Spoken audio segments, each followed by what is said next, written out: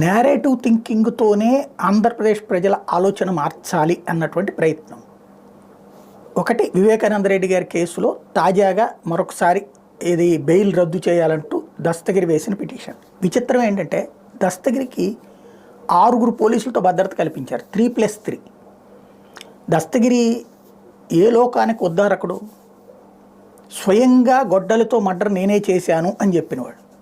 వెంటనే వాడు అమాయకుడు అంట, వాడి చేత చేయించారంట అని చెప్తున్నారు. మరి నీతో నాతో ఎందుకు చేయించరు? ప్రాక్టికల్గా మనకు కూడా డబ్బులు ఇస్తే మర్డర్ చేసేస్తామా? మనం మన మనసుల్ని చంపుకుంటున్నాం మన నాయకుల కోసం అనేటువంటిది దాన్ని మాట్లాడేటటువంటి వాళ్ళు ఆలోచించుకోవాల్సినటువంటి అంశం.